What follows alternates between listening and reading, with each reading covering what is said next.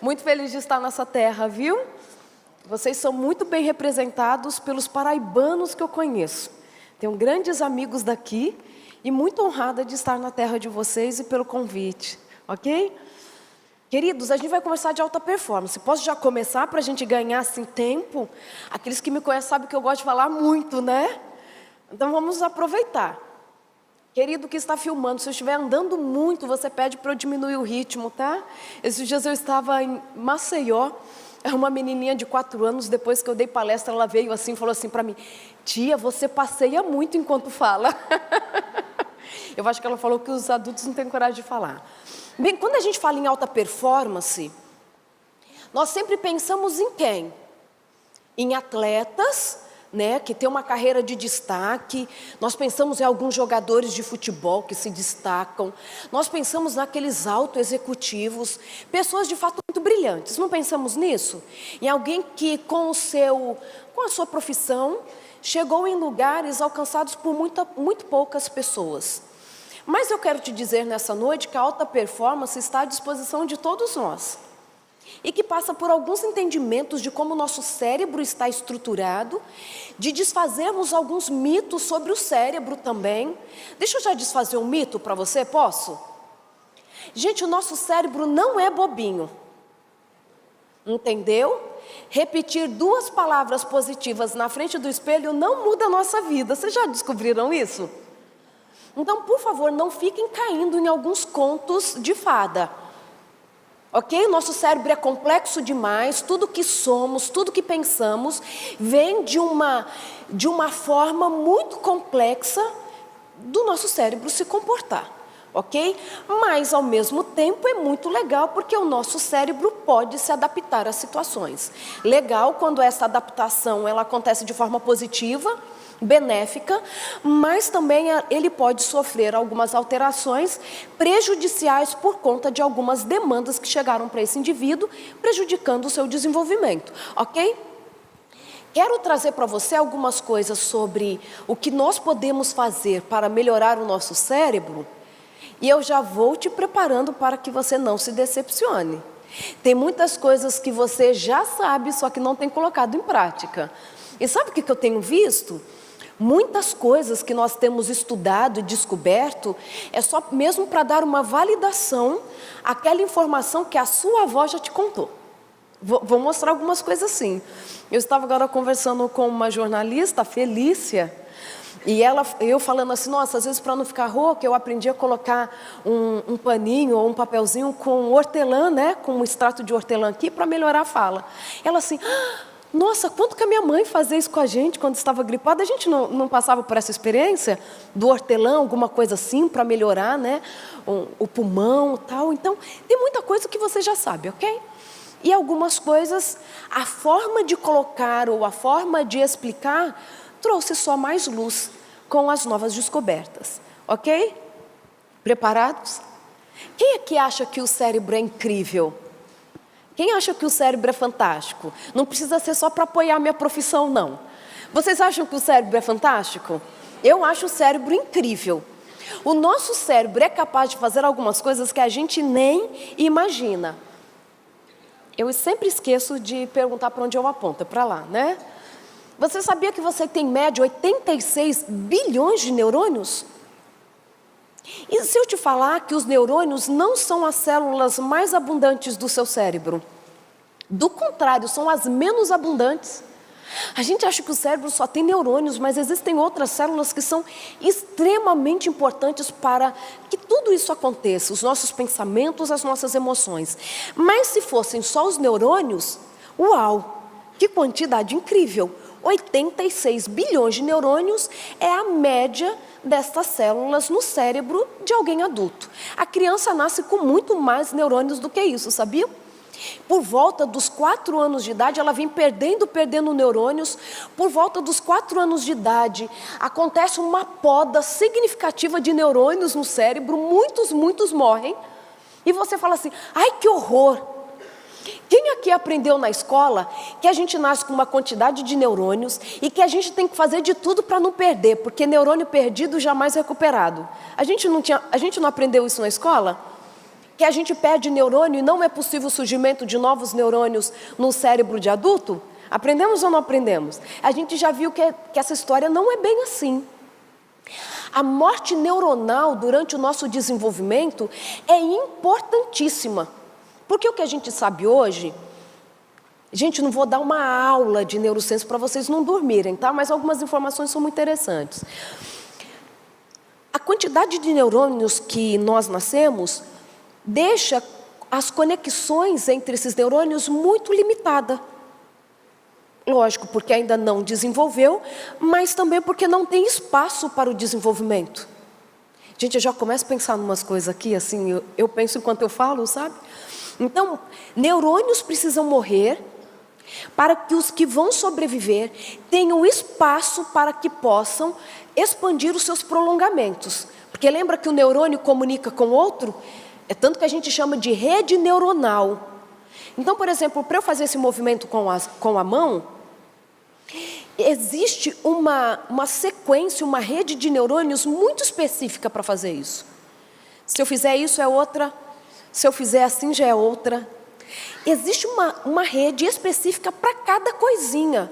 Então é como se eu pudesse dizer assim, claro, estou usando de forma hipotética, o neurônio 1 que precisa conectar com o neurônio 3, que vai conectar com 586, com 1.038, para que eu possa fazer isso.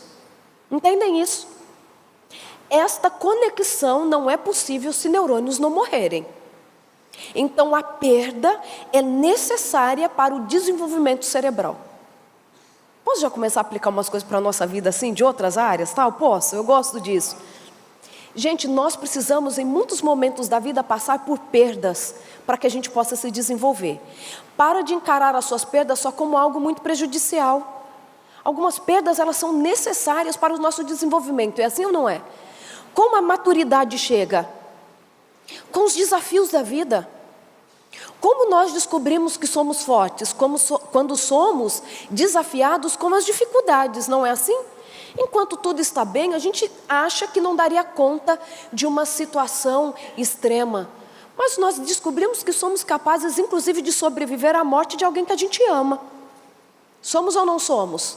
Então, algumas perdas são necessárias para a nossa maturidade, para que ela chegue na nossa vida. No nosso cérebro é exatamente isso. É impossível acontecer uma maturidade cerebral sem uma perda significativa de neurônios, para que as conexões entre aqueles que sobrevivem possam acontecer da forma mais eficiente possível. Ok? Entenderam isso? Comecem a olhar para as perdas de vocês de uma forma um pouquinho diferente, tá? Outra informação muito importante sobre o cérebro. Eu adoro colocar isso. É tanto que eu coloquei isso no meu primeiro livro, A Neurociência da Felicidade. Eu quero que você... ele está um pouquinho cortado. Eu acho que a tela é menor do que o slide. Então, eu vou começar e vocês começam a ler do inglês. De acordo com uma pesquisa de uma universidade, aí já começa o texto, tá? Inglesa. Leiam comigo.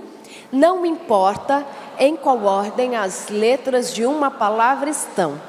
A única coisa importante é que a primeira e última letras estejam no lugar certo. O resto pode ser uma bagunça total que você ainda pode ler sem problema. Isto é porque nós não lemos cada letra isolada, mas a palavra como um todo. Seu cérebro é fantástico ou não é? Não é incrível? Então comece a acreditar que o seu cérebro é incrível. Independente da sua idade, comece a acreditar que você pode melhorar a performance do seu cérebro. Sabe aquela ideia assim? Na minha idade não, eu não posso voltar a estudar não, eu não sou capaz não. Sem dúvida nenhuma que dependendo da nossa idade e das histórias que já passamos, nós vamos enfrentar um pouquinho mais de dificuldades do que uma criança. Eu vejo a minha filhinha de 4 anos de idade, que fala inglês sem nunca ter ido à escola, só não corrige a mãe porque senão vai ajoelhar no milho, né? Mas com sotaque perfeito, uma riqueza de vocabulário, ela não vai à escola, convive mais com brasileiros, mesmo a gente morando lá, e com o inglês tão perfeito que eu falo assim, de onde essa criança aprendeu? Porque ela tem uma condição, sem dúvida nenhuma, de aprender com um pouco mais de facilidade alguns conteúdos do que nós que somos adultos. Mas é possível sim desafiar o seu cérebro para você ir além daquele lugar que você se encontra hoje, ok? E isso é importante por quê? Porque nós precisamos sair do comodismo cerebral. Nós estamos assim, ai não é para mim, meu tempo já passou. Quando eu escuto alguém falar assim, olha não, meu tempo, por exemplo, de fazer uma graduação já passou. Algumas pessoas não pensam assim? Eu sempre faço uma pergunta. Você acredita que 4 anos da sua vida passarão? Acredito, passarão. Você escolhe como chegará lá depois desses 4 anos. Tendo feito algo significativo ou não, porque o tempo vai passar. E você pode se influenciar na forma que você estará quando esse tempo passar. Se desafiem. O nosso cérebro, ele é capaz de vencer alguns desafios. Mas você precisa acreditar nisso e eu vou te ensinar uma coisinha sobre motivação daqui a pouco, tá bom? Se eu esquecer, vocês me cobrem. Porque a gente também pensa motivação um pouquinho diferente, muitas vezes, do que as neurociências têm ensinado pra gente o que é motivação. Posso já explicar? Para depois eu não esquecer? Que eu sei que eu não coloquei aqui. O que a gente pensa de motivação? O que a gente aprendeu?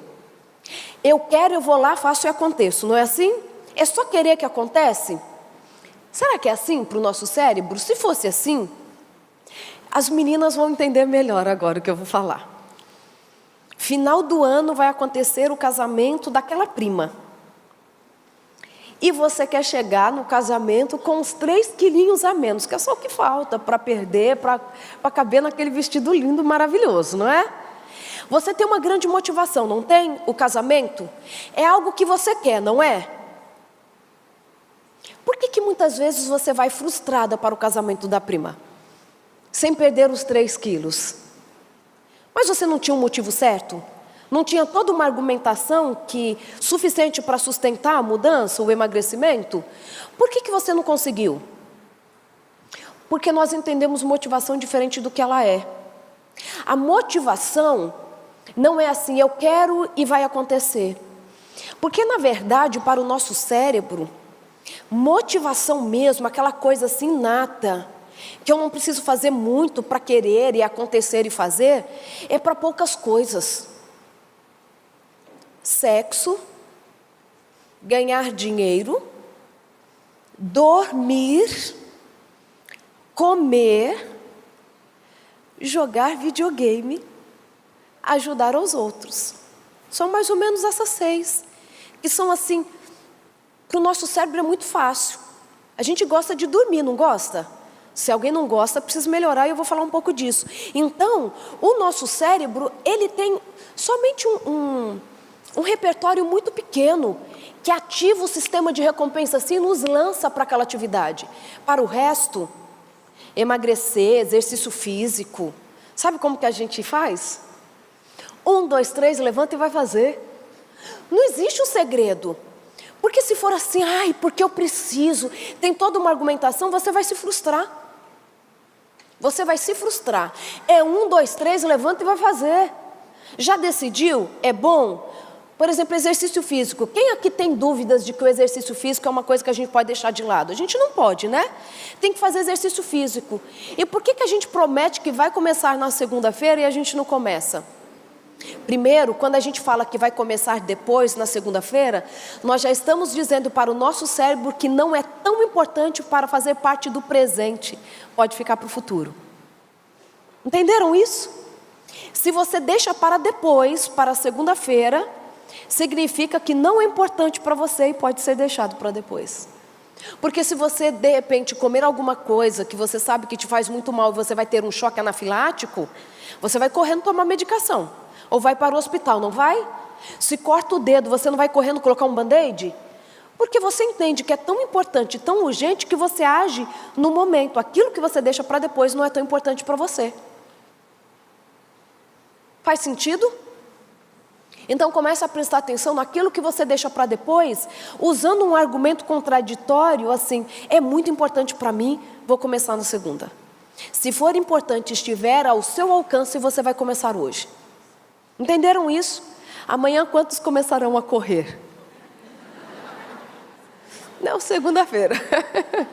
Então, para o nosso cérebro, então você precisa fazer exercício físico, já se convenceu? Vai deixar ao lado da cama a roupinha do exercício físico, já o tênis. Vai colocar o despertador longe do seu alcance. Você tem que criar estratégias. E a hora que ele tocou, 1, 2, 3, já levantou da cama e trocou de roupa. Porque se você pensar, você não vai. Por quê? Porque a disputa vai ser com um prazer, uma necessidade básica que é dormir. Entenderam isso? Por que, por exemplo, um controle do que nós comemos é difícil? Porque a questão de emagrecer, mesmo que seja para cuidar da saúde, está disputando com uma necessidade e um prazer básico que é comer. Não caiam nessas armadilhas. Entendam que 1, 2, 3 já e vai correr. E aí você me fala assim, mas eu não queria no começo fazer tal coisa, ou mudar meu hábito alimentar, ou fazer exercício físico, mas agora é tão prazeroso para mim. Essa é uma chave legal do nosso cérebro. Aquilo que não fazia parte do nosso repertório prazeroso, com a repetição pode entrar no repertório. É uma questão de persistência. Porque o seu cérebro pode sim encontrar prazer naquela nova atividade que faz todo sentido para você. Por exemplo, não comer aquilo que te faz mal, uma atividade física que além de poder derramar no seu organismo endorfina, serotonina, dopamina, você vai sentindo mesmo um corpo mais saudável. Entenderam isso? Então, motivação, não caiam na armadilha, tá? Senão vocês não me conheceram. E aí, eu gosto de pensar como o nosso cérebro vive a realidade. Você sabia que o seu cérebro nunca está vendo o presente? Ele nunca está vivendo o presente? Ele está ou 0,2 segundo à frente, ou ele está vivendo o passado. Pode parecer meio confuso, mas eu vou explicar isso para vocês. Quando você vai atravessar a rua, o seu cérebro vai adiantar, em média, 0,2 segundo o carro para a sua visão, ou seja, ele vai estar 0,2 segundo mais próximo de você do que realmente está. E esta é uma criação do seu cérebro para proteger você, por exemplo, de um atropelamento.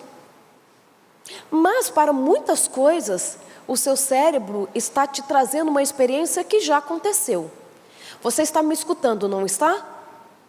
Eu já falei isso que você escuta agora, 10 milésimos de segundo no passado. Você fala assim, mas eu estou vendo o movimento da sua boca agora. Vocês não estão falando isso? Então deixa eu te explicar como o nosso cérebro é fantástico. Para que você possa ter coerência nessa imagem, na percepção do que eu estou fazendo aqui, tanto o movimento da minha boca, quanto o som das palavras que eu estou proferindo chegam de forma coerente para vocês, não chegam? Ou chegam com atraso, igual alguns filmes que o áudio está atrasado? Chega da angústia na gente, aquele áudio que está atrasado? Dá ou não dá? Se o nosso cérebro fosse simplesmente receber um estímulo e deixar que nós entendêssemos aquele estímulo, é isso que vocês veriam. O movimento da minha boca atrasado de acordo com o som que está chegando para vocês. Porque o som chega no ouvido de vocês mais rápido do que a imagem. O que acontece então para não ter esse atraso? Com o áudio e com o visual. O que acontece?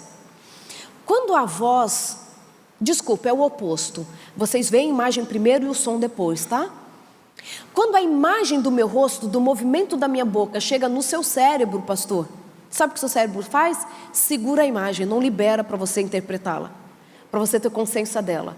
Segura até o som chegar. Quando o som chega, o cérebro integra essas duas informações e entrega para você de forma pronta. E é por isso que você não vê o atraso. É tanto que mesmo os áudios que quando colocam lá, fazem a produção, né? Quando chega lá no final, se ele tiver só 1/10 de milésimo de segundo atrasado, você não vai perceber, porque o cérebro consegue corrigir a defasagem. Nosso cérebro está fazendo isso o tempo todo. Então, o que você escuta aqui, eu já falei, chega para você depois, mais você consegue entender isso como sendo presente. Então, o nosso presente é fruto do passado, aquilo que você está escutando, mas já foi dito, ou do futuro. O presente é construído pelo nosso cérebro, por experiências do passado e projeção quanto ao futuro.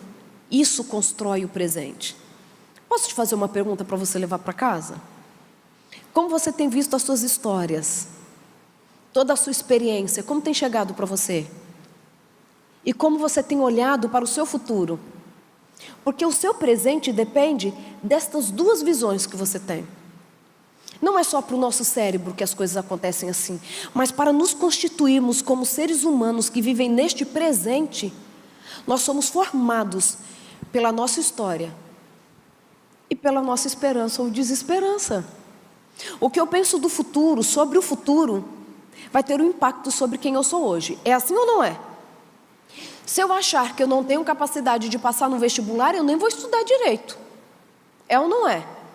Se eu acho que eu jamais vou ser escolhida para uma promoção lá no meu trabalho, nem vou me esforçar tanto.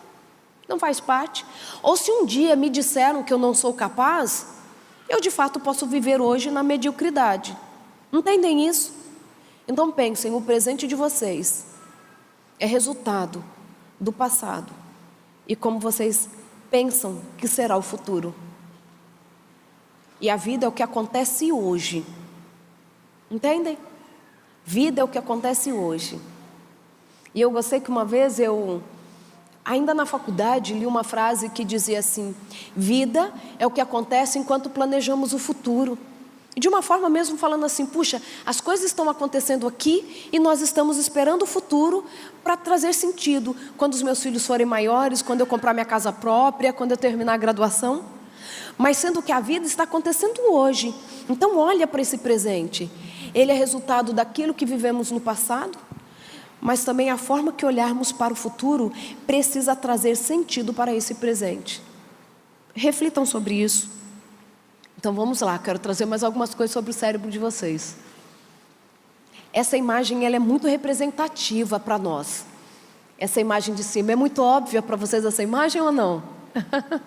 Essa imagem para a gente ela foi muito significativa, é uma imagem real, é um corte de uma estrutura cerebral que você conhece. Com certeza você já ouviu falar de hipocampo, envolvido com memória, que sofre um grande prejuízo no Alzheimer. Sabe o que são esses pontinhos, essas ramificações em fluorescente, em verde fluorescente? E é isso que nos encantou? Surgimento de novos neurônios em cérebro de adulto. Desculpem, mas eu vou me sentir na liberdade de falar isso. A misericórdia de Deus renova a cada manhã, né? Algo que a gente não imaginava, hoje nós vemos que é possível. Surgimento de novos neurônios em cérebros de adultos. Até mesmo em algum cérebro que nós vemos assim, que estão sofrendo com mal de Alzheimer, tal, podem surgir novos neurônios dependendo da estratégia utilizada. Nós percebemos já surgimento de novos neurônios no hipocampo, cerebelo. O cerebelo faz parte do nosso tronco encefálico aqui, já perto da medula espinhal. E esta estrutura, por exemplo, o cerebelo, está envolvido com a nossa parte motora. E já é possível ver o surgimento de novos neurônios também em cerebelo. Ou seja, com a estratégia eficaz, você pode ter o surgimento de novos neurônios, algo que a gente não sabia que poderia acontecer. Outra coisa importante sobre o seu cérebro, é isso daqui que eu já falei para vocês. Otimismo só é positivo se for seguido de comportamento positivo.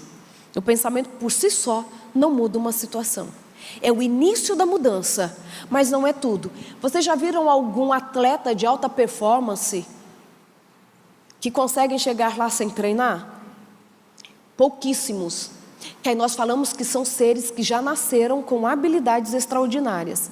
Da mesma forma que existem aqueles que já nascem com debilidades, o que nós vemos hoje é que nascem também algumas pessoas com habilidades extraordinárias, ok? Mas que são a exceção. A maioria de nós é com suor mesmo, é com esforço, é todo dia tentando de novo. Então é para este desafio que eu quero levar vocês, mas a partir de algumas estratégias que estão ao nosso alcance. E começa por aqui. Vocês sabiam que 90% das doenças que acometem pessoas idosas são evitáveis? Sabiam disso? Que nós não estamos fadados a viver a consequência de uma genética? Eu gosto muito de falar isso. E um livro que se chama Em Busca da Memória, muito interessante, do Eric Kandel, neurocientista que ganhou o Prêmio Nobel de 2000. E Eric Kandel diz que os nossos genes estão a serviço do meio. E há muito tempo a gente já sabe disso. Então, aquilo que você traz de genética, hoje, para a maioria das doenças, não são um determinismo. Nasceu com o gene da hipertensão, vai ser hipertenso, ok? Não é mais isso. O que nós vemos é que, dependendo da interferência que fizermos na nossa genética, nós temos uma condição física e emocional alterada, tanto positivamente quanto negativamente. E aí, o que você come vai ter uma influência em todos os seus hábitos. Eu gosto de mostrar essa imagem desta senhora simpática, porque eu lembro quando eu recebi essa imagem, eu lembro da legenda da imagem. A legenda dizia assim: não sei porque as pessoas dizem que fumar faz mal. Tenho 30 anos e me sinto ótima. Mas os nossos hábitos podem mudar quem somos. E aí eu quero trazer para vocês alguns desafios, ok? Entendam a forma que eu vou falar isso. Vou falar com muito respeito, tá bom? E com muita humildade, mas eu preciso falar para vocês. Vocês sabiam que a obesidade, até mesmo sobrepeso, não precisa ser uma obesidade mórbida, tá? Quando nós passamos do nosso peso ideal, sabiam que a gente pode começar a ter perdas cognitivas importantes?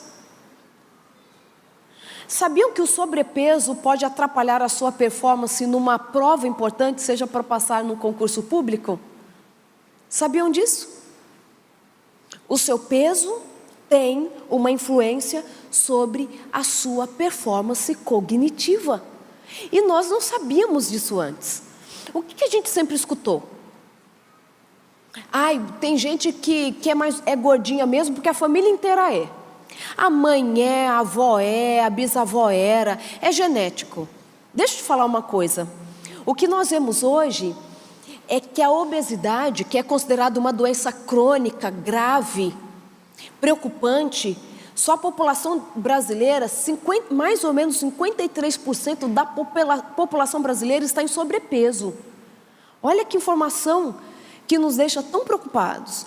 Entre as crianças, 20% das crianças estão em sobrepeso. Entre os adolescentes, aproximadamente 35% dos adolescentes estão em sobrepeso.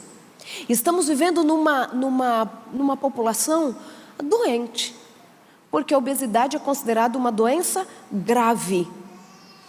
E muitas vezes, quando a pessoa está em sobrepeso, a gente fala assim: puxa vida, ela diz, nossa, a fulana está hipertensa, está com diabetes, como se fossem doenças que surgiram. Não. Dependendo do caso, nós falamos que o diabetes, a hipertensão são sintomas da obesidade. Concorda, doutora Neidinha? Porque quando você controla o peso, que significa que você tomou medidas importantes para a sua saúde, nós vamos vendo essas doenças todas desaparecerem. E aí o que a gente vê é que existem mais de 250 genes que são silenciados ou disparados de acordo com o estilo de vida envolvidos com obesidade. Posso falar para você? Menos de 5% da população em sobrepeso está por condições unicamente genéticas. A gente está falando de mais ou menos 95% daqueles que estão em sobrepeso estão por escolhas. Olha só. Aí você fala assim: como assim? Agora, além de tudo, eu sou responsável por isso? Eu falo que isso é privilégio. Se nós estivéssemos fadados a um determinismo genético, não tem como mudar, nasceu assim, assim vai morrer, seria muito triste. Agora, se nós podemos utilizar de estratégias eficazes para mudar esse quadro, não é bom demais? Não é bom demais? Claro que nós sabemos que, mas a minha mãe era também, a minha avó era. Como que isso acontece? O estilo de vida da sua família, os hábitos alimentares da sua família podem ter afetado você. E alguns desses afetar passam pela epigenética. Epigenético, o termo epi significa que está sobre, dominando, que se destaca. A forma que a sua bisavó se comportava diante dos alimentos, pode ser, eu estou pegando só um fator, mas a gente sabe que são vários, pode ter imprimido sobre os seus genes a obesidade, entendeu? E que você vai ter que criar estratégias para mudar essa história. Te tornou vulnerável à obesidade, mas não porque você tinha o gene da obesidade. É como se fosse um carimbo sobre o seu material genético que pode ser retirado com a mudança de comportamento. Proteínas que não seriam produzidas simplesmente porque você tem um gene, mas o estilo de vida fez com que aquele gene começasse a funcionar. E ele deveria passar a vida inteira sem silente, a gente fala, sem ser ativado, ok? Então pensem nisso.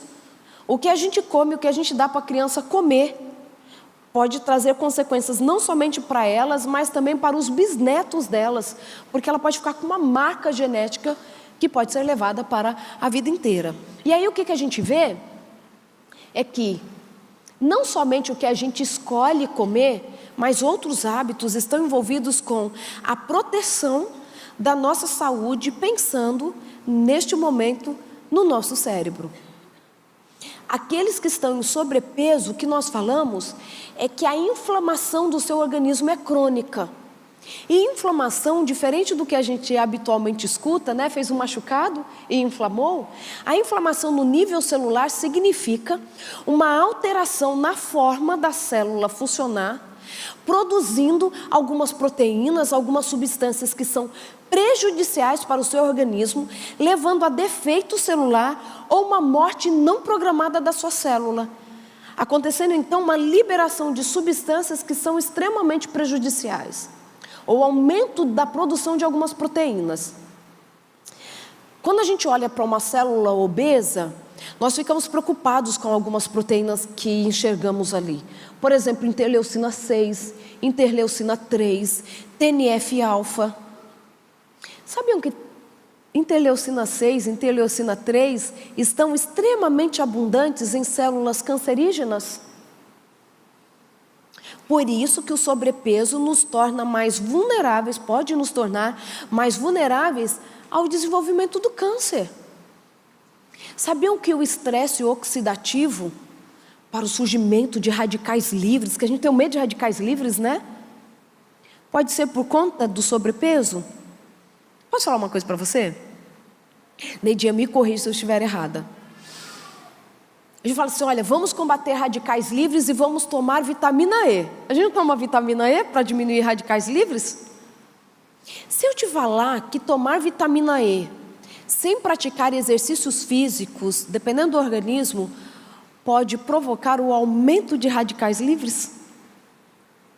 Aquilo que você toma para combater os radicais livres pode ser um motivo para aumentá-los, porque vitamina E sem exercício físico pode ser muito prejudicial para o nosso organismo. Entenderam como é um todo? Às vezes nós estamos preocupados assim, como posso ser um melhor profissional? Preciso de dicas para melhorar minha memória, eu vou dar algumas para vocês nesse sentido. Preciso melhorar minha memória, preciso não sei o quê, mas estamos descuidando do que é básico. A obesidade é considerada uma inflamação crônica generalizada do nosso organismo, que vai literalmente do nosso cérebro até a ponta do dedão. O cérebro inflama com a obesidade, não permitindo que o seu cérebro tenha a sua capacidade de resolver as coisas da melhor maneira possível. Então, quer ter alta performance? Comece a cuidar do seu peso. E não é só cuidar, gente, para chegar no peso ideal, não. Não é só nesse sentido. Que às vezes sobrepeso é um indicativo de que a gente está descuidando de alguma coisa. Mas mesmo você aí, parece que o meu peso está legal, mas tem cuidado da alimentação? Tem feito exercício físico? Porque se você não estiver fazendo isso, você não está aproveitando o máximo do que o seu cérebro pode fazer. Porque ele está inflamado. E a inflamação, inclusive, pode envolver hipocampo, envolvido com memória. Entenderam isso? Por que a gente fala tanto de inflamação? Nós ficamos muito preocupados porque a inflamação, esse tipo que eu expliquei para vocês, nós percebemos, a gente fala que é uma cascata de sinalização inflamatória, ela está presente em doenças graves, muito importantes. Por exemplo, em todas as doenças neurodegenerativas, que nós já temos uma descrição melhor de como ela acontece dentro do organismo, nós encontramos um sinal inflamatório.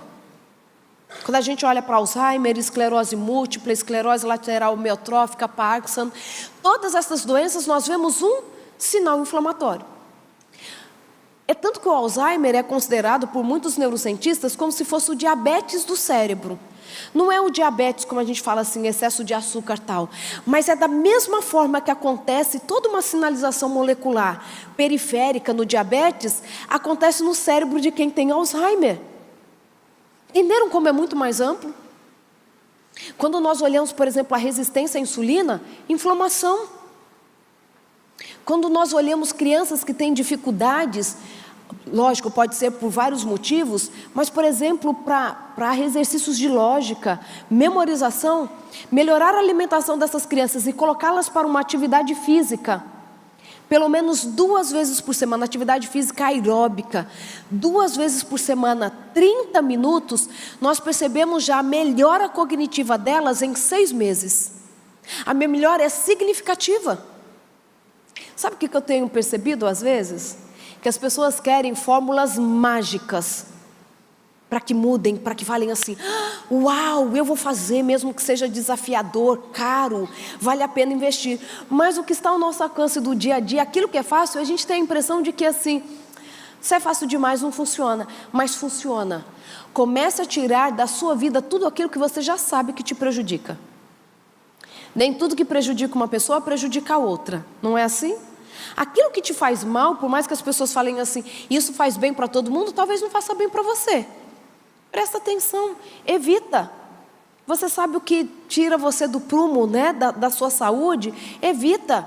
Vai fazer exercício físico, claro, sempre com uma recomendação médica para saber o que você pode e o que não pode fazer, mas vamos nos colocar em movimento, vamos mudar. Inicialmente é difícil sim. Por quê?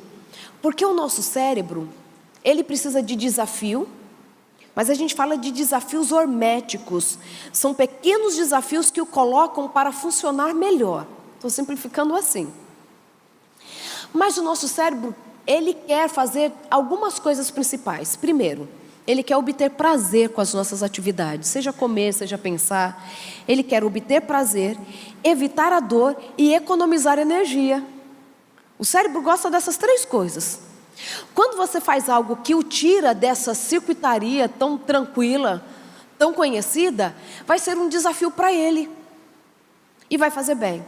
Querem saber um desafio muito bom para o cérebro alimentar?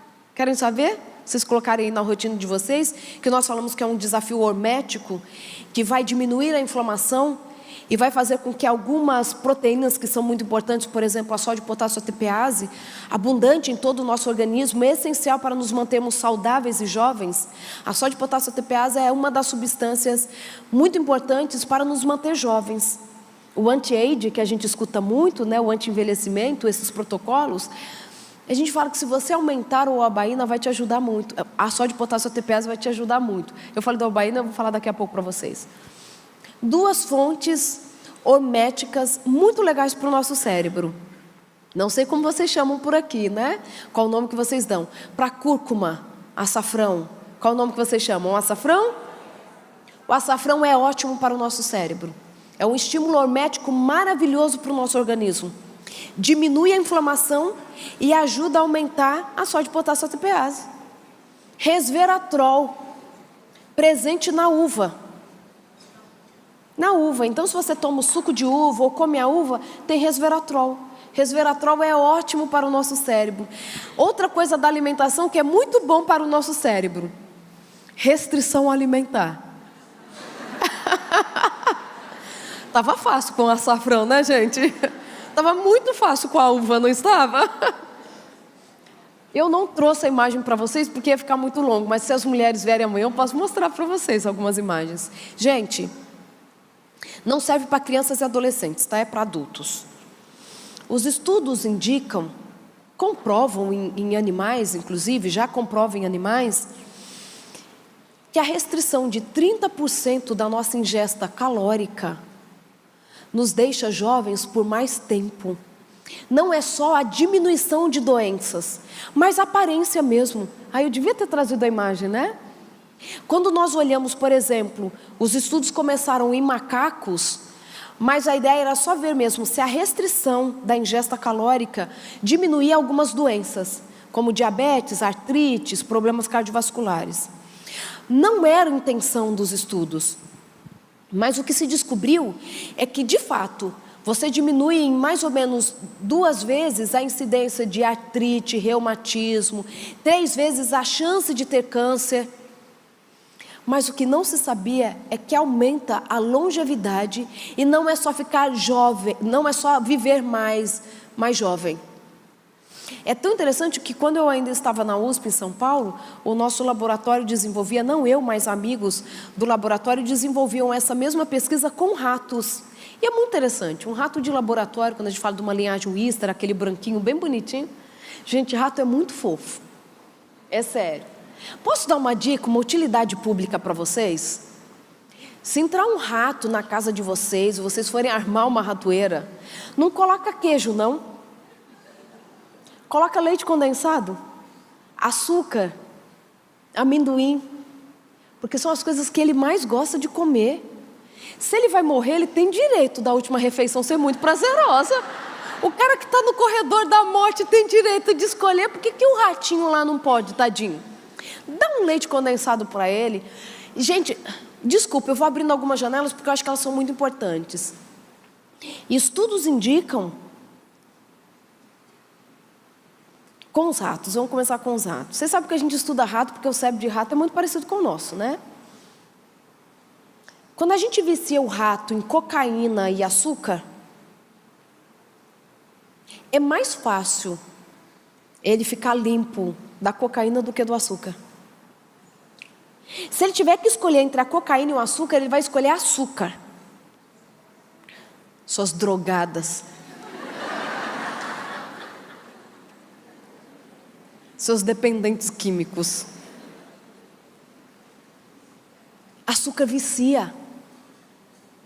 Açúcar também ativa o nosso sistema de recompensa, como a cocaína. Entendam, não tem o mesmo efeito, tá? Se bem que tem gente que alucina e delira por conta de um chocolate, né? Não é nesse sentido da dependência de causar, né, alucinação, delírio, etc. e tal. Não é isso. Mas a dependência, minhas amigas, é muito mais difícil livrar do açúcar de outras dependências. Principalmente porque a gente acha que não é viciada, né? Como todo dia, mas não sou viciada, não é isso que a gente fala? Então, assim, a gente tem que cuidar disso, ok? Mas a dica principal era a última refeição do rato, tá? Dê para eles açúcar, tudo. Eles são viciados em sacarose. Se a gente dilui assim o açúcar numa água, a gente faz o rato fazer o que a gente quer que ele faça. Sabiam disso? A gente manda no rato. Ele sabendo que a gente vai dar para ele depois uma aguinha com açúcar. Hoje vocês não sabem do que um rato é capaz de fazer para ganhar açúcar. E eu conheço gente que é capaz de matar o marido por açúcar. Você vai buscar agora, já tremendo, né? É bem assim. Então, o nosso hábito alimentar vai impactando quem somos. Por isso que quando a gente fala assim, olha, cuida da sua alimentação, nós não estamos falando de uma bobagem qualquer. Não é só aquele medo de subir na balança e estar acima do peso, não. Nós estamos falando de alta performance. Estamos falando de saúde física e mental. Nós estamos falando de performance cognitiva. Então vamos nos colocar no movimento, gente. Outra coisa que é muito interessante. Eu gosto de falar disso.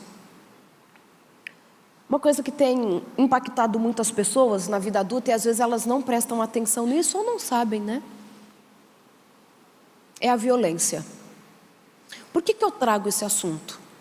E eu me prometi que sempre que eu estiver falando para um público pela primeira vez, eu vou falar disso. Nós temos que ser uma sociedade que combatamos a violência.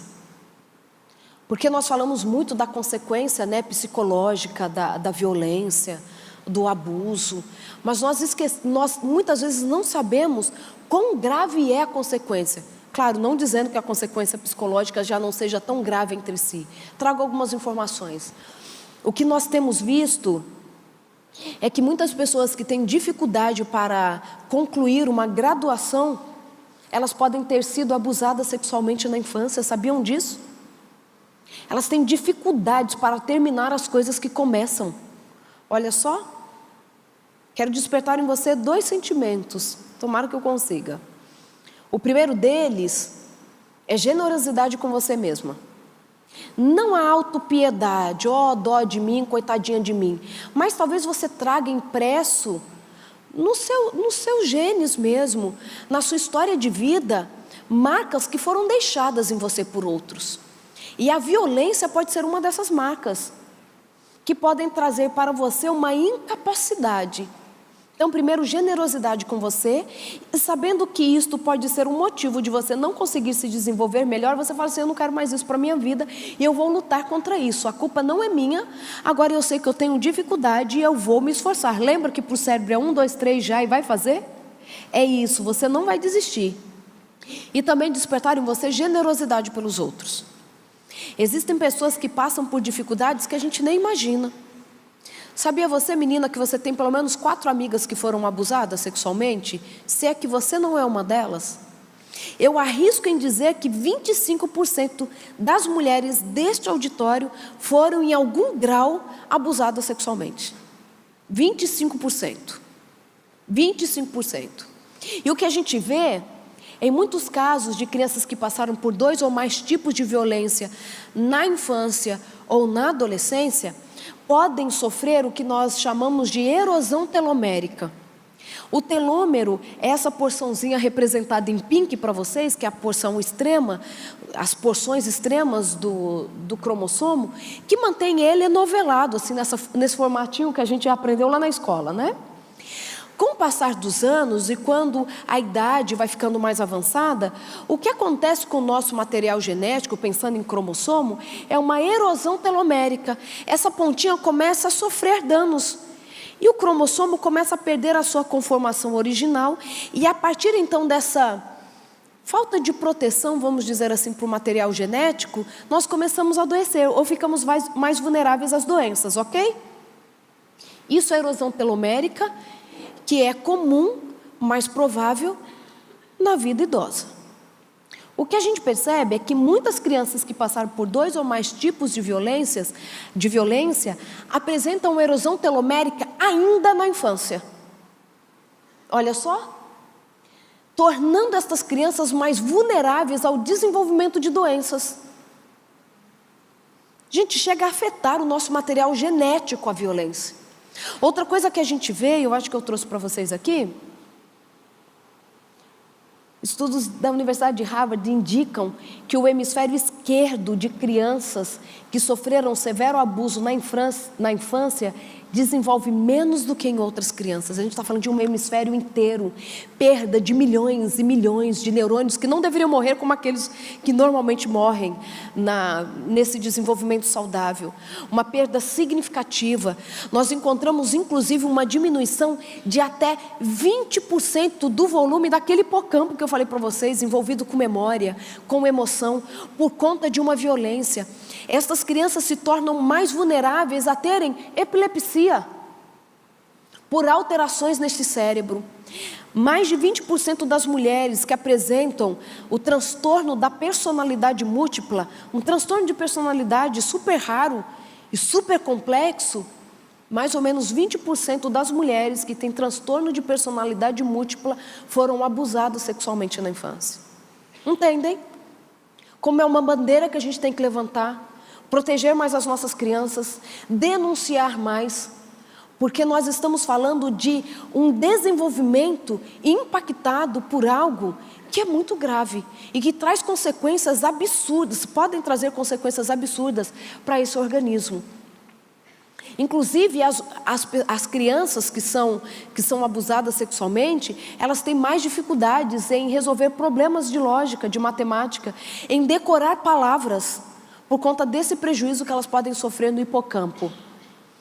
Outra coisa que é importante, o nosso cérebro está envolvido com a criatividade, raciocínio lógico, memorização, foco, síntese de proteínas, regulação, na regulagem do nosso peso, controle do sistema autoimune e da libido.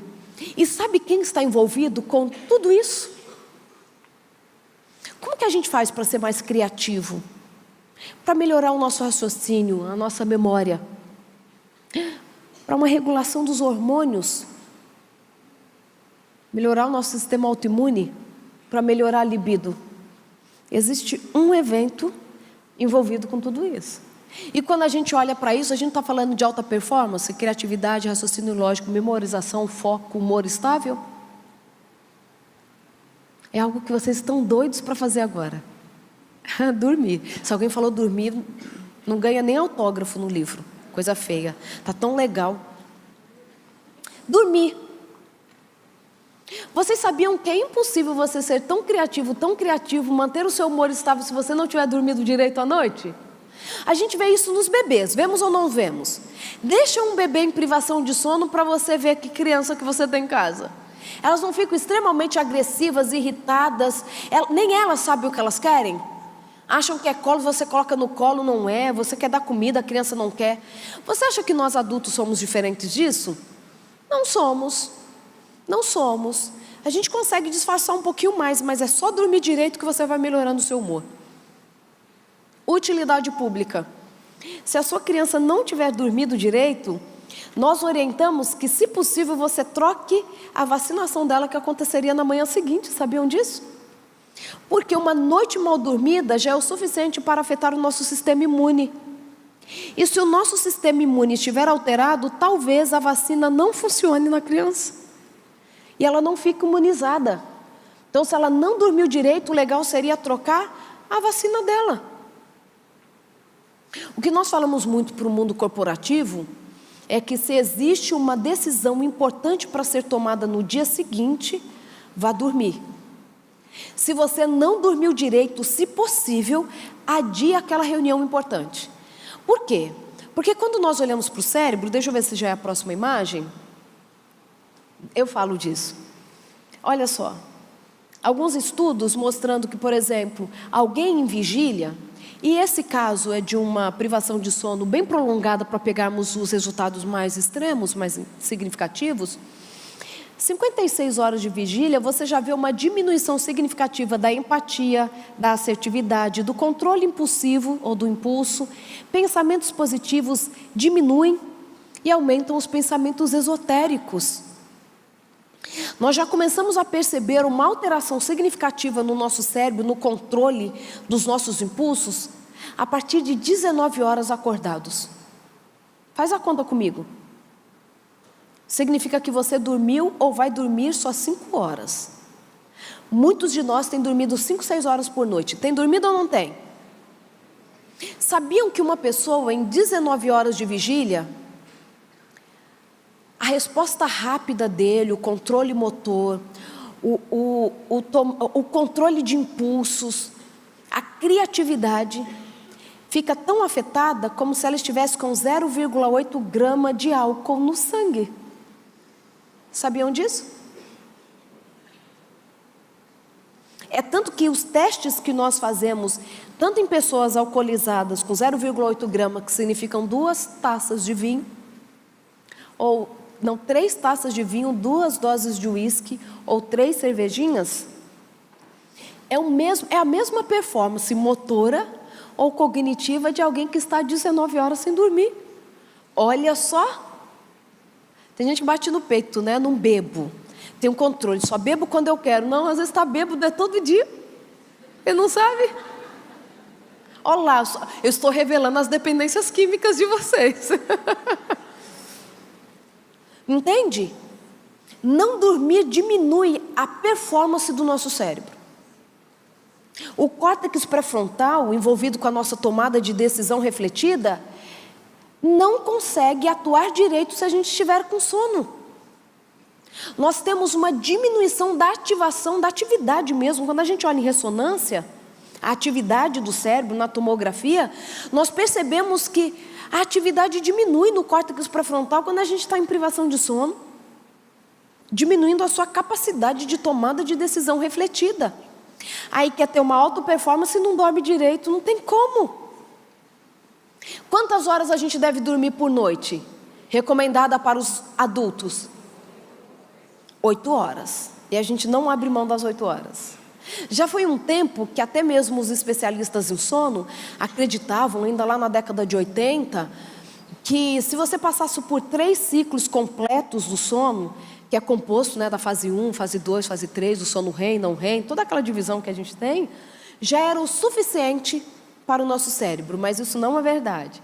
É necessário que você durma, em média, 8 horas por noite, para que você mantenha a sua performance cognitiva do jeito que tem que manter. E a sua saúde. Por quê? Um dos motivos, e até um estudo de um grupo japonês, mostrando que as 8 horas de sono são essenciais, e um dos motivos é o aumento do líquido encefalorraquidiano no nosso cérebro. Sabe aquele líquido que passa pela nossa medula espinhal e pelo cérebro também banhando, fazendo a limpeza, a faxina do nosso cérebro? Durante as horas do sono, o volume desse líquido no cérebro aumenta em média aproximadamente 60%, olha só. E este aumento é para que de fato aconteça, entre outros eventos, uma faxina do cérebro, reparação de células, memorização, consolidação de memória só acontece quando nós dormimos. Quem aqui às vezes fala assim, minha memória anda ruim? Gente, se tem uma pergunta que as pessoas me fazem assim, doutora, que remédio eu uso para a memória? Já escutaram isso? Aí o que eu respondo para elas? Vai dormir. Vamos começar pelo que é básico? E aí, esse líquido encefalorraquidiano, para fazer tudo que ele precisa fazer no nosso cérebro a contento, ele precisa estar aumentado no nosso cérebro por aproximadamente 8 horas. 8 horas. A qualidade do nosso sono é muito importante. Se você dormiu a noite inteira e acordou cansado, tem alguma coisa atrapalhando o seu sono. E aí talvez você precise fazer uma higiene do sono. Posso falar de melatonina para vocês um pouquinho? E melatonina? Gente, melatonina a gente não vai comprando de balde e tomando não. Ai, mas é fitoterápico, feito de planta, é hormônio. É hormônio, a gente não sai tomando melatonina. Melatonina é para casos muito específicos, ok? A maioria de nós precisa só fazer higiene do sono. Sabiam que quem tem dificuldades para dormir não deveria tomar banho quente na hora de dormir? Ainda bem que a gente está na Paraíba, né, gente? Está na Paraíba, vocês estão muito bem atendidos pelo clima nesse aspecto. Mas o banho quente atrapalha o sono de quem tem problema para dormir. E a gente acha que é o contrário, né?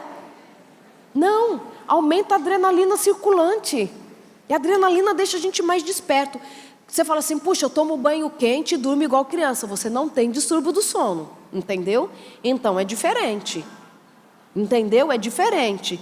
Se você tem problema para dormir, são dicas que a gente dá para você ir mudando. Você pode fazer higiene do sono até em bebês que funciona. A atividade física tem que ser pelo menos 3 horas antes da hora de dormir.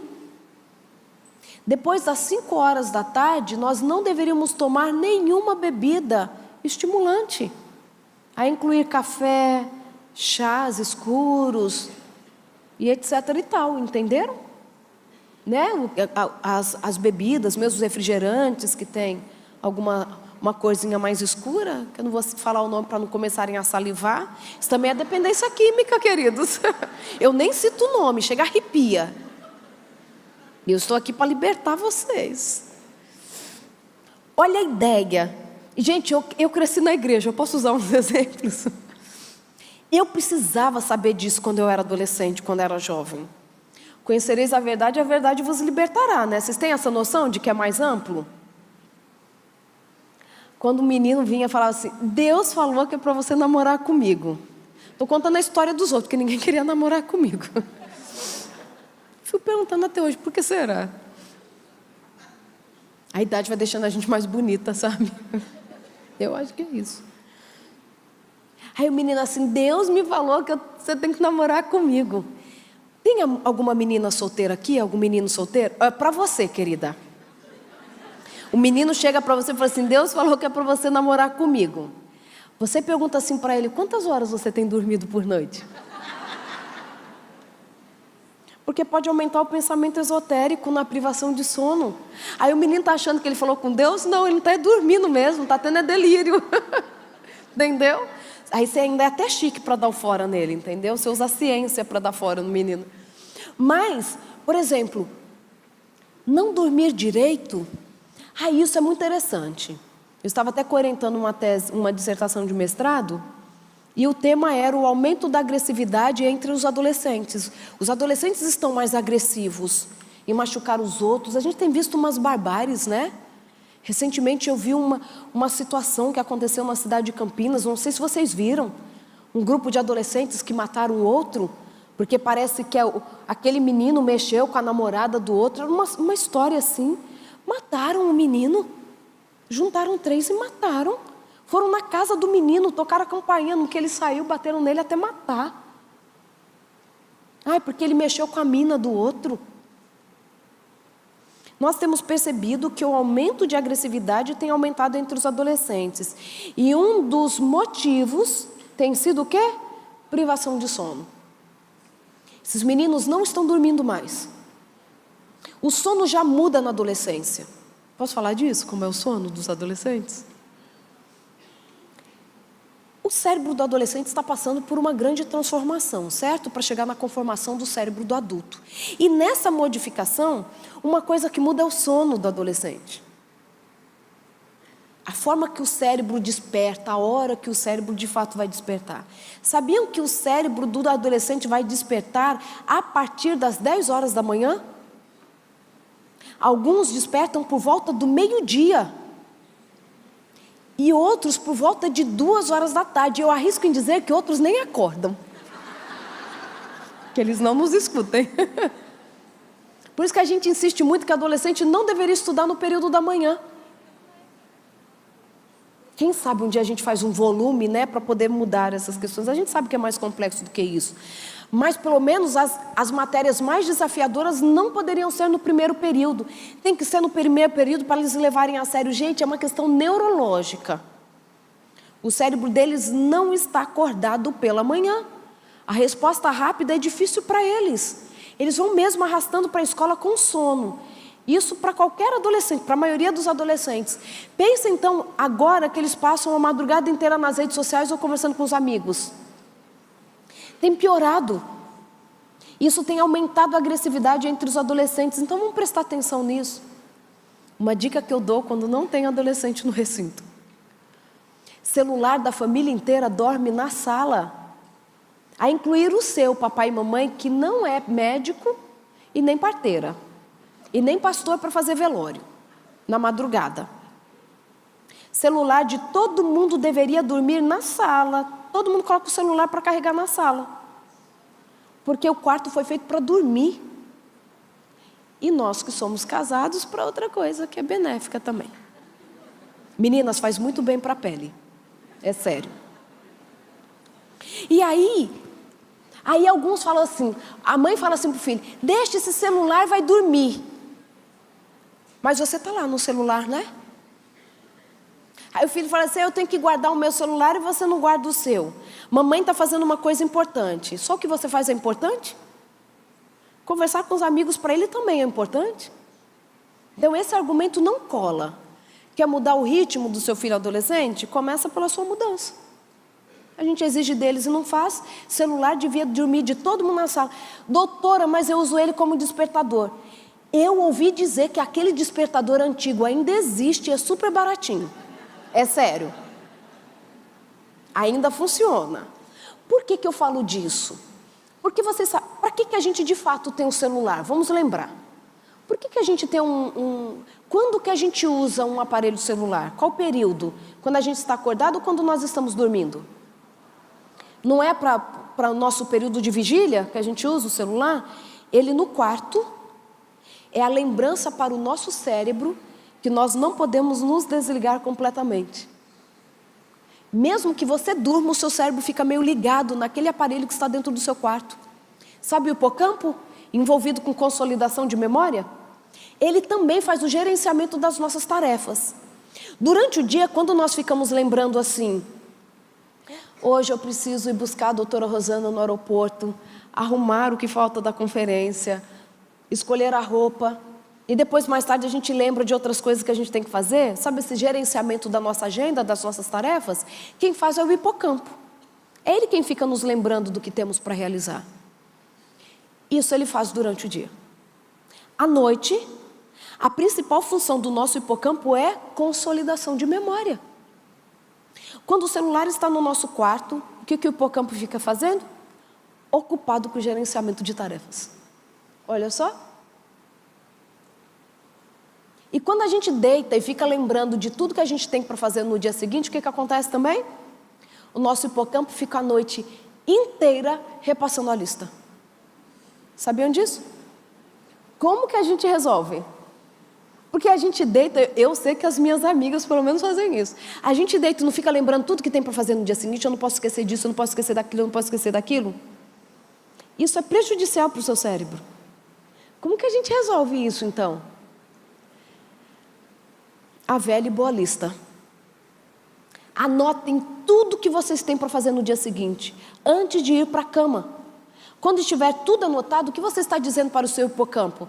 Não tem como esquecer, porque já está tudo anotado. Agora você pode dormir e fazer eu decorar, memorizar tudo aquilo que eu preciso guardar. Entenderam a ideia? No começo vai ser um desafio para o seu hipocampo, mas ele vai aprendendo. Me fala quanto tempo eu já falei, porque eu só estou que falo aqui, só estou que falo. E aí quando a gente olha, a privação de sono reduz a inteligência emocional e os pensamentos e a habilidade de pensamentos construtivos. A nossa criatividade, tudo é afetada pela privação de sono. Gosto muito dessa revisão, que ela fala que o impacto da privação de sono sobre a tomada de decisão. E a conclusão desse artigo, que faz uma revisão do que tem na literatura sobre o tema, fala que a privação de sono prejudica decisões que envolvam ações inesperadas, inovadoras, revisão de planos e a comunicação. Falando de comunicação, tem muito casamento que vai mal por privação de sono. Sabiam disso? Quando nós estamos em privação de sono, nós temos maior facilidade de memorizar, e memorizar e evocar, lembrar palavras negativas do que as positivas e neutras. Sabiam disso? É tanto que para um grupo grande, foi dada uma lista de palavras para que decorassem. Dentre essas palavras existiam aquelas positivas, neutras e negativas. Todo mundo foi dormir. No dia seguinte, eles tinham que relembrar a lista, ok? E todos aqueles que lembraram a lista toda foram escolhidos para fazer parte do estudo. Todo mundo tinha decorado. Os que decoraram, então, foram divididos em 2 grupos. Um grupo dormiu às 8 horas e o outro grupo ficou em privação de sono. No dia seguinte, tiveram que relembrar a lista. Lembra que eles já haviam decorado? Aconteceu que a gente já sabia. Quem estava em privação de sono diminuiu a lembrança das palavras decoradas, em 40%. Só que o pulo do gato desse estudo foi ver qual tipo de palavra que eles haviam esquecido. As palavras negativas estavam quase intactas. Eles esqueceram principalmente as palavras positivas que haviam decorado. Pensa isso para o casamento. Você nunca me elogia. Qual foi a última vez que você fez alguma coisa para mim? Além disso, a gente fica mais feio quando não dorme. Pelo olhar do outro, é sério. Quando a gente não dorme, mesmo que o outro não saiba que nós não dormimos, esse é um estudo interessante também, porque a foto de um rapaz, do mesmo rapaz, quando ele dormiu, quando ele passou por privação de sono, quem olhava para ele em privação de sono falava que ele não era bonito, que ele tinha uma cara de doente. Mas eles não sabiam que ele estava em privação de sono. E quando ele havia dormido, o outro grupo que olhou, falou assim, não, ele é bonito, atraente, tem um aspecto de saudável, de descansado. Pode dar uma dica para você? Você não é feio, está faltando dormir. Vá dormir que você fica mais bonito. E o nosso cérebro quer achar beleza o tempo todo, gente, não se enganem não. Sabe por quê? Porque beleza para o nosso cérebro é sinônimo de saúde. E o nosso cérebro quer olhar para o que é saúde. Porque lembra que o nosso cérebro ele tem células que são chamadas neurônios espelho, que imitam o que o outro faz, quem o outro é. Então, ver alguma coisa que não é saudável, que é feia, o nosso cérebro não quer ficar olhando não. Porque vai que eu fique igual.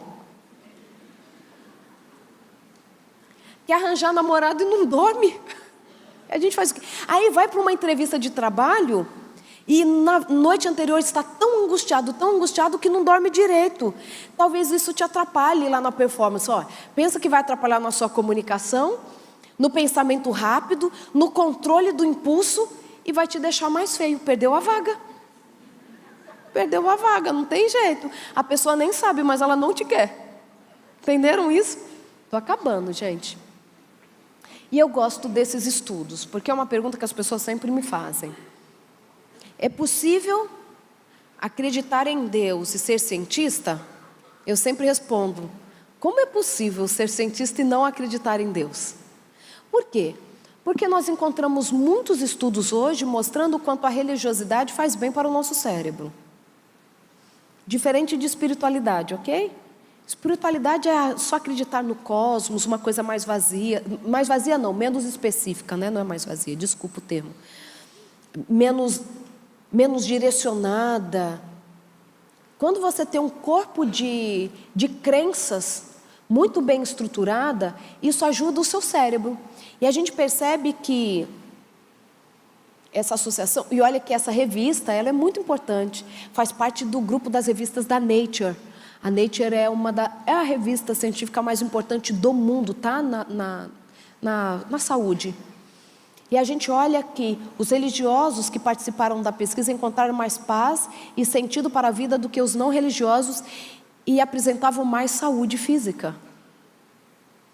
Além disso, eu gosto muito desses estudos desenvolvidos pela doutora Zila van der Meer, porque nós somos contemporâneas de Escola Paulista de Medicina, junto com os meus outros amigos. Razões para o não uso de drogas ilícitas entre jovens em situação de risco. E eu gosto dessa frase, desse artigo, que foi o desdobramento do mestrado dela, que fala que a maior diferença entre adolescentes usuários e não usuários de drogas psicotrópicas de classe socioeconômica baixa era a sua religiosidade e de sua família. Observou-se que 81% dos não usuários praticavam a religião professada por vontade própria e admiração, e que apenas 13% dos usuários de drogas faziam o mesmo. É protetora para a nossa casa, ok? Além disso, a gente percebe que esse outro estudo, o Dr. Abílio Rosa foi o meu professor de psicologia enquanto eu estava na Unesp, e esse trabalho foi desenvolvido por ele, foi publicado até quando eu ainda era aluna dele. Não olhe a data, porque vocês vão começar a descobrir quão velha eu sou. Esconde. Você pode até fazer um borrão nessa imagem, amigo. Enquanto ele dava aula para mim, ele era o presidente nacional da Sociedade Brasileira de Psicanálise. E é muito interessante que a conclusão que ele chega nesse estudo é que a religião desempenha papel fundamental na melhora e adaptação de indivíduos com transtornos psicopatológicos, além de aumentar a adequação da relação consigo mesmo e com o cotidiano. Ele estudou algumas personalidades muito difíceis, alguns comportamentos muito desafiadores, como, por exemplo, que a gente chama de psicopatas. E uma das únicas estratégias capazes de conter os impulsos de um psicopata é ele acreditar numa religião. Porque isso é capaz de contê-lo, ok? De pensar algo muito além dele, que pode controlar. E aí, eu acho que estou chegando de fato ao fim, e eu só trouxe um aspecto da oração, que mostra que a oração faz bem ao coração. Pessoas que oram sofrem menos de doenças do coração e de tensão muscular. Orar também reduz a ansiedade, a depressão, melhora a memória e aprimora o aprendizado. E eu trouxe um só dos estudos que falam sobre isso. Indivíduos com depressão têm o córtex mais fino, porém, indivíduos com predisposição para desenvolver depressão, mas com alto nível de espiritualidade e fé, apresentavam um córtex mais espesso, prevenindo a depressão. É interessante notar que a mesma região envolvida com a crença no poder divino diminui o foco em nós mesmos, permitindo que pensemos no bem-estar dos outros. Então, a região que está envolvida com o altruísmo, envolvendo o estriado ventral e outras estruturas, também está envolvido tanto na crença divina quanto no altruísmo. E nós podemos fortalecer a nossa empatia pelo outro a partir da crença no poder divino. E terminando então, eu te pergunto, qual decisão você vai tomar? Porque não adianta a gente ficar conversando e nós não tomarmos decisões. Eu quero que você, pelo menos decida, já comece a pensar em mudar alguns hábitos alimentares, aqueles que você sabe que são prejudiciais. Você sabe que tem coisa que você faz que é prejudicial, né? Não precisa nem ficar repetindo. Que vai diminuir a quantidade de comida que você come, não importa ser saudável apenas, porque tem gente que come como se não houvesse o amanhã, Neidinha. Uma vez uma pessoa falou assim para mim: doutora, eu só tomo um caldinho para dormir. Mas é caldo de mocotó, o que a gente faz? Como assim? A gente tem que diminuir a nossa ingesta calórica se a gente quer ficar saudável e jovem por mais tempo, né? Eu gosto de falar assim, nós temos que morrer jovens o mais tarde possível. Temos que morrer jovens o mais tarde possível. Diminuir a nossa ingesta calórica nos faz viver mais tempo com saúde. Qual a decisão que você vai tomar quanto à sua alimentação? A gente tem que começar a colocar em prática o que a gente aprende. Eu quero ver minha filha crescer, gente. No que depender de mim, eu quero ver. Não é? Você já sabe aquilo que te faz mal. Por que você está deixando para amanhã? Que mudança que você pode fazer hoje? Posso falar de um desafio que a gente tem? A gente quer melhorar a nossa performance cognitiva, tornar o pensamento mais rápido, mas a gente não gosta de ler. Estou falando a gente porque essa é a realidade da população brasileira, ok? Não estou falando de vocês, estou falando da população brasileira. Não gosta de ler. Aí tudo que falam, vão acreditando. Vocês não têm que acreditar no que eu estou falando. Tem que ser o gatilho para vocês procurarem essa informação nas suas fontes primárias. Vamos ler. Porque senão a gente é levado de um vento para o outro, para os modismos. Tanta gente fazendo jejum intermitente errado. Não é, Nedinha? Vai comer meio-dia, 4 horas da tarde já parou de comer para comer meio-dia de novo. Protocolo antifisiológico. Sabia que a refeição que você não pode pular é o desjejum? Vocês aprenderam com a mãe de vocês, com a avó de vocês. Café da manhã como rei, almoço como príncipe e jantar como mendigo. É isso que a gente fala na ciência hoje. Principalmente se for um mendigo que não ganhou nenhuma moedinha durante o dia. Se você não precisar, vai diminuindo a sua ingesta calórica à noite. Sua comida vai diminuindo. Para a maioria de nós, o jantar não é necessário. Entende? Vamos comer menos. Gente, amanhã tem comida de novo, acreditem, não estamos em tempo de guerra.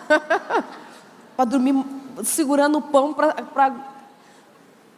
Porque tem gente, pastor, que se promete. Eu vou àquela recepção, àquela festinha, ou eu vou comer o doce ou eu vou comer o salgado. Você sabe o que acontece lá, né? Come o doce, o salgado e ainda leva um pedaço de bolo para casa. Porque depois que vai na geladeira ele fica mais gostoso. Tem gente rindo de nervoso porque faz isso. Você só deixa para amanhã, para segunda-feira, aquilo que você não encara como importante. Hoje você decide que vai voltar a cuidar da sua saúde, vai cuidar da sua a saúde do seu cérebro, vai inserir alimentos que são bons, tirar aqueles que são ruins, vai dormir mais. Doutora, como a gente faz para dormir mais? É impossível dormir às 8 horas. Te desafio a começar a dormir pelo menos 15 minutos a mais por noite. A gente é capaz de dormir 15 minutos a mais ou não é? Claro que é, então comece dormindo 15 minutos a mais. Aquele sono que a gente faz no final de semana, oi? E quem dorme muito, dorme cedo igual quem dorme pouco. Os dormidores longos, os dormidores curtos, aqueles que dormem 10 horas, se não é uma questão genética, porque nós temos o grupo dos dormidores curtos e os dormidores longos, mas são exceções e é genético, nasceu assim.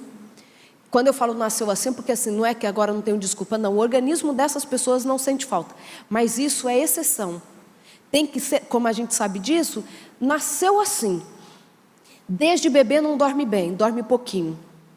Sempre dormiu muito, mas o dormir pouco não é em consequência de uma casa barulhenta ou falta de rotina, nasceu doentinho, entendeu? Por isso que é mais difícil. Existem estudos agora olhando para quem dorme pouco e vive bem para tentar achar um traço genético, para a gente ter mais esclarecimento sobre isso.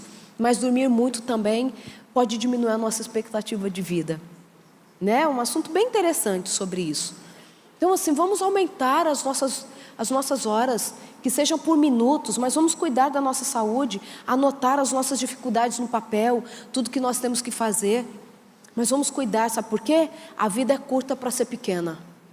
A vida é curta para ser pequena. Não basta estar vivo perambulando pela vida, né? Sem curtir, porque está cansado, porque não tem saúde.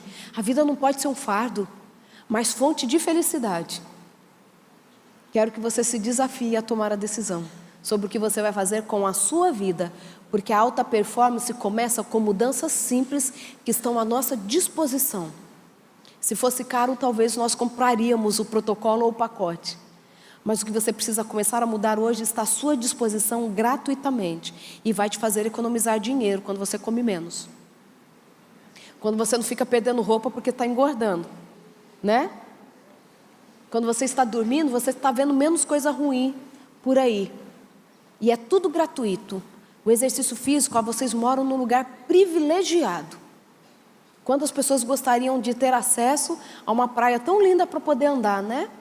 Exercício físico é gratuito, uma alimentação vai te fazer economizar dinheiro e o sono vai trazer descanso para todos nós.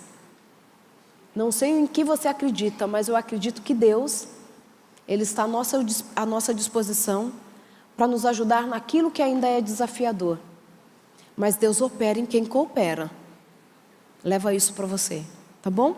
Muito obrigada por estar aqui com vocês nessa noite.